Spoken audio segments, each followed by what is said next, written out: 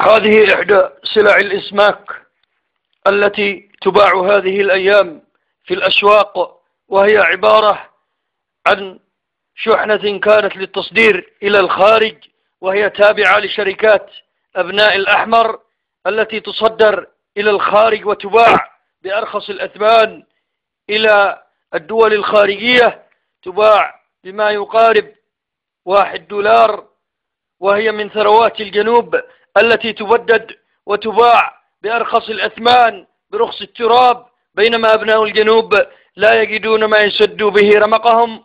هذه العينات من سمك الديرك من أجود الأنواع تباع برخص التراب بما يقارب $1، وتباع في الخارج وتصدر.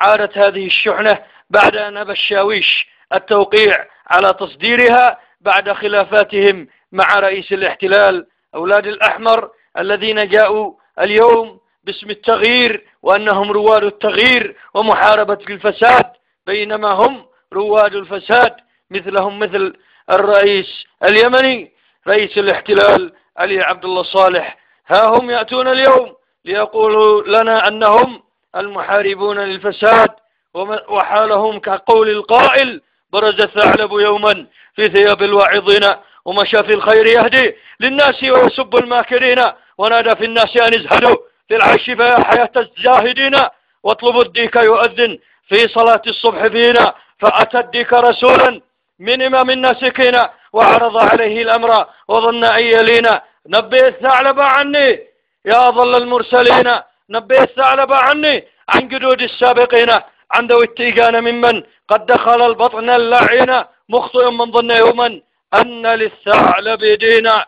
هذه العينة من الأسماك لم يسمع بها أبناء الجنوب العربي إلا ما حكى لهم آباءهم من مخيلتهم قبل 18 عاما. ها هو نراها اليوم تباع بأرخص الأثمان بعد أن عادت من التصدير من الخارج بعد الخلاف الذي نشب مؤخرا تحت شعار إسقاط النظام بين أولاد الأحمر ورئيس دولة الاحتلال علي عبد الله صالح.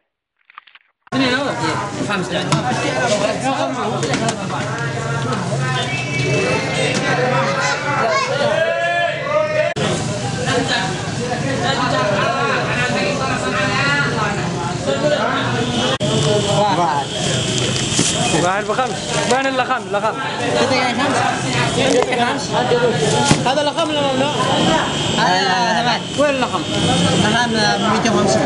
ايه الحسن؟ هذا كسر. هذا سمي. نشاعات.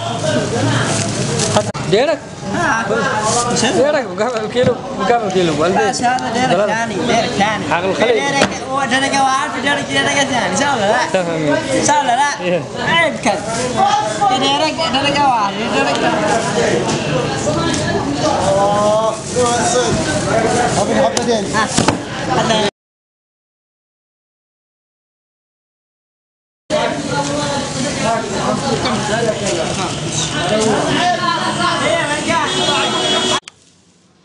هذه هي إحدى الصفقات التي كانت تصدر إلى الخارج وتنهب ثروات الجنوب عبر شركات صينية ويابانية، كانت تنهب ثروات الجنوب وتبدر هذه الثروات وتباع برخص التراب.